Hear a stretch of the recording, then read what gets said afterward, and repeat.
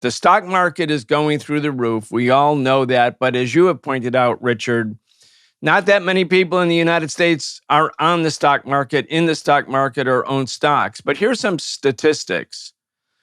114 companies have filed warn notices in August, meaning warning that they may be going bankrupt.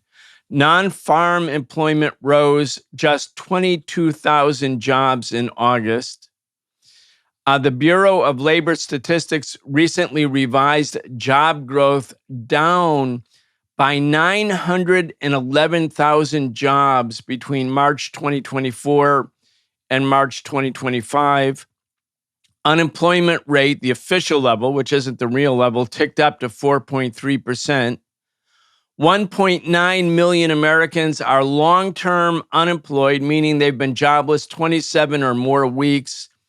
That's up from 385,000, so almost a six-fold increase in long-term unemployment. And 4.7 million people are stuck in part-time jobs because even though they're looking for full-time work, they can't find it. Anyway, I want to talk about sort of what's going on in the country because there's so much going on. But let's just start with an assessment of the capitalist economy. Obviously, it goes through the boom-bust cycle regularly. You've talked about it. You've described it. You've explained why. Where do you think we are right now? I think we're on the edge of the next downturn. I think that's what those statistics you just ran through add up to. And by the way, this time I can say to you, you don't have to be on the left end of the political spectrum. If you pick up the Wall Street Journal or the Economist or the Financial Times, they're all full of stories by the usual columnists who write these stories about the incipient downturn in the job situation, the incipient downturn in the business cycle, the continuing risks of inflation, which is running now about 3%, bit more than that. The technical name for the combination of a declining job situation and inflation is this funny word, stagflation, which is coming together the word stagnant and inflation, and that pretty much describes what's going on. I would like to stress here, as you did in your introduction, that capitalism, among its other virtues, in quotation marks, is a remarkable instability. You know, for the many, many years that I have taught how capitalism works in half a dozen universities, the line that I use in my classes, which I now use so often it comes to my brain almost automatically, is the following. If you lived with a roommate as unstable as capitalism, you would have moved out long ago. Look what this system does. According to the National Bureau of Economic Research, very famous NBER, that economists all over the world use to understand things, they keep track of these things. So they have taught us that wherever capitalism has settled down to be the prevalent economic system, anywhere in the world, it begins to introduce this cycle. The boom, bust, depression, recession, inflation, uptick, downtick. We have endless terms for this. But the downturns happen on average every 4 to 7 years. Now take a look at the United States. In early 2000, we had what was called the dot-com crash. Okay, 7 years later, 2008, we had the subprime mortgage crash. Okay, then 12 years after that, a little outside the average, we had the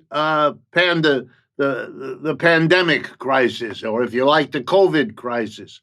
We like to give them different names, but they're all right on schedule. They all happen every 4 to 7 years. Okay, the last one was in the year 2020. Guess what? We are now coming to the end of 2025. 5 years later, we're already in the 4 to 7 year average period. So, of course, the press is full of articles about what we all know is coming. And if we all know it, you can be sure that the economists who are advising President Trump, they know it too. Indeed, all economists who advise any president, Republican or Democrat alike, are fully aware that if the average president has 2 terms, 8 years, he or she, in the case we ever do that, will be confronted with an economic downturn at some point in that 8 year span, unless they're very lucky. So they better have a plan. And they've long ago given up stopping this instability. Capitalism has tried for centuries to stop this instability for a very simple reason. If you every few years throw millions of people out of work, force bankruptcy on tens of thousands, particularly of smaller and medium-sized businesses, those people are going to become critical of an economic system that works like that. And so it's very important to get rid of it. The self-protection of capitalism has always required it, but it has never achieved it. We still are subject. The worst one was the 1930s, but the second worst one was 2008 and 9.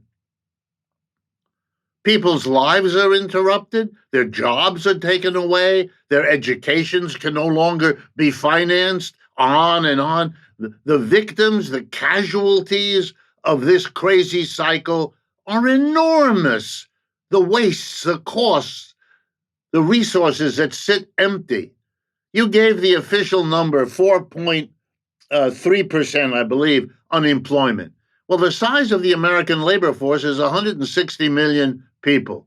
4.3% of that, because that's what we're talking about, is 7 million people in America. 7 million people who want a job, because that's how we measure it.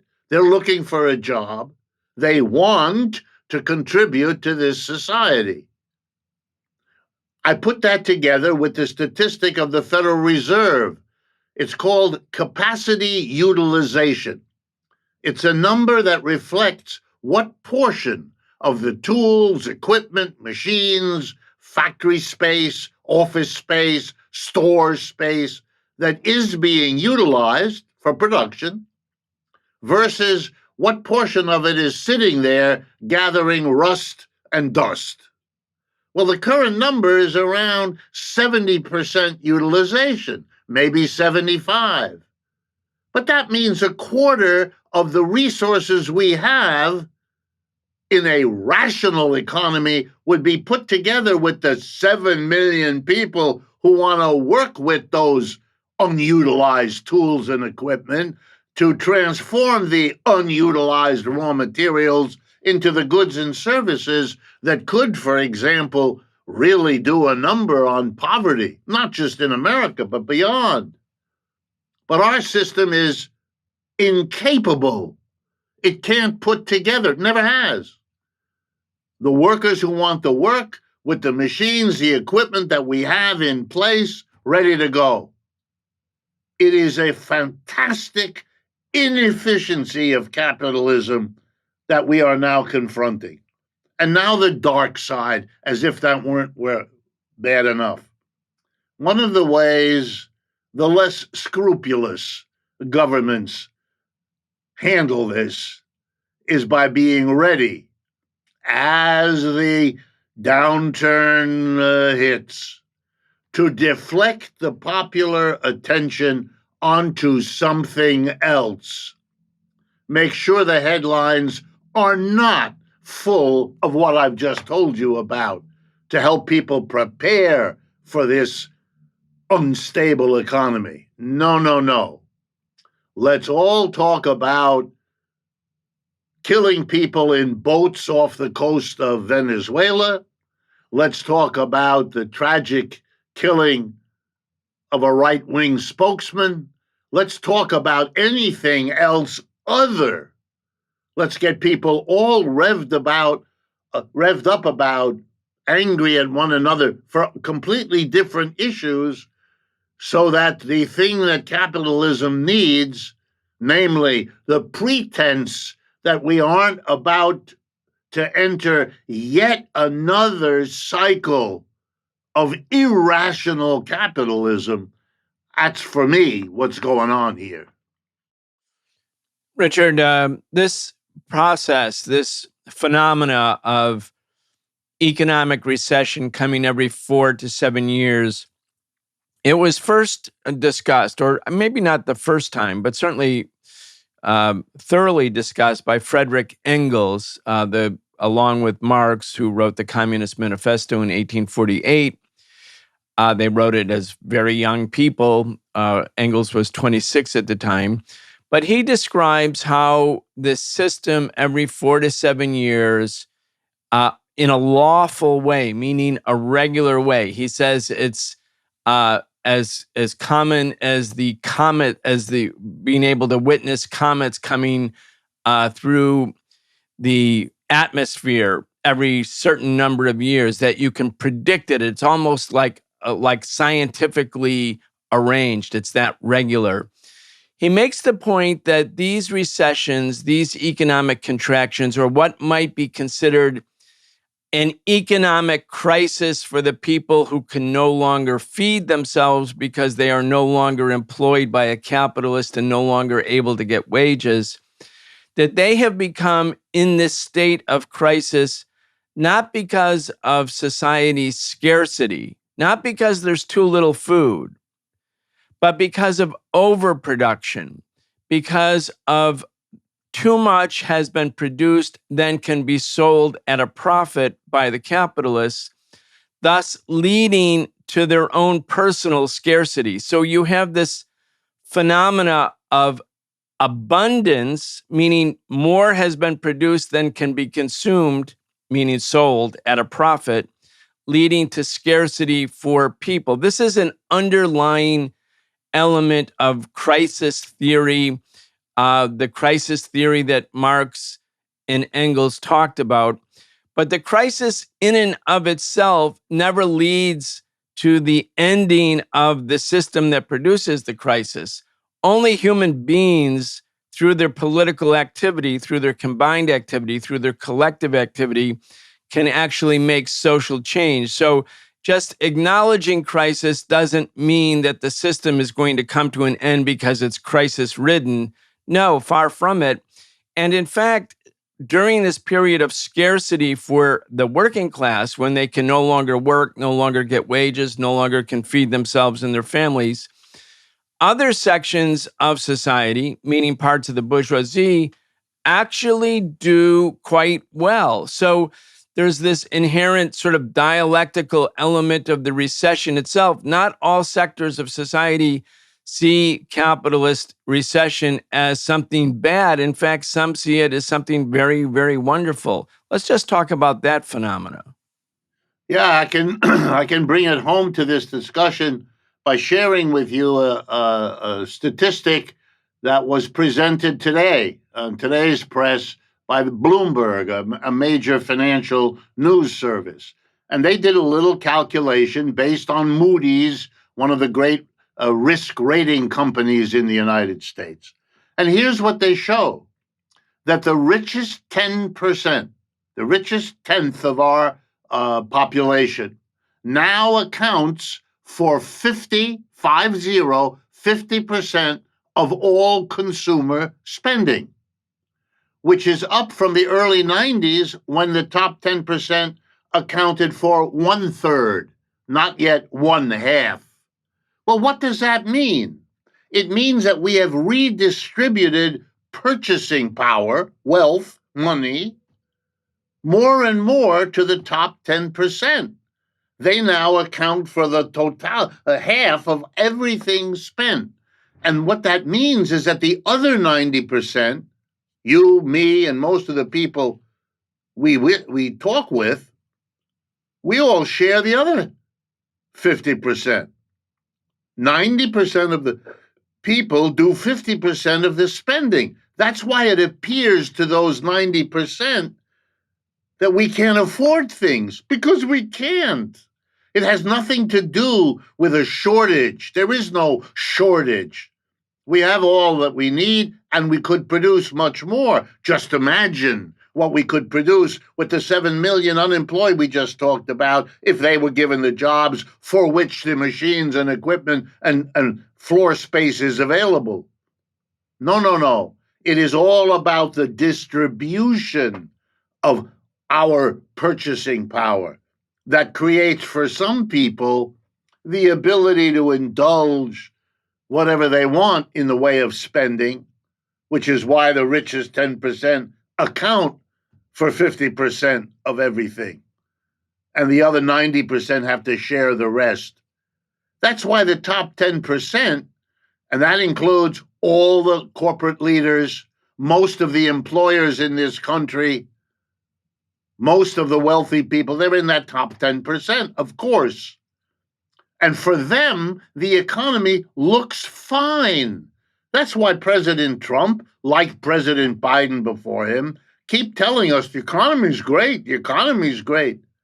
For them, it remains so. But the smarter ones among them, the ones with a little economic training, are telling the rest of them, watch out, because you're like Wile E. Coyote. You're running off the edge of a cliff. You're looking only at yourself, and you haven't noticed there's no more cliff underneath you. There is a growing gap. And if you want to understand the bitter divisions racking the United States as a society, then don't be naive enough not to understand that if you've promised the American people the so-called American dream, that we're all together in the middle class, as you systematically deny to 90% of the people what the 10% richest are getting, of course they'll start looking for scapegoats, whether those be immigrants or Jewish people or non-white people or whatever. The scapegoats vary. The mechanism that produces this scapegoating is always, in capitalism, the same. And that's partly because you haven't taught your people that your system is unstable. You haven't prepared them. You haven't told them, you ought to be careful. You might lose your job every 4 to 7 years. You might lose your income. The community you live in might fall apart, as it, by the way, is doing across the United States, making us bitter about one another and blaming one another and politicizing whatever happens. It is a very serious problem of capitalism. These twin problems, unfair and unjust and unequal distribution of wealth on the one hand, and the instability of the system on the other. An awful, awful combination.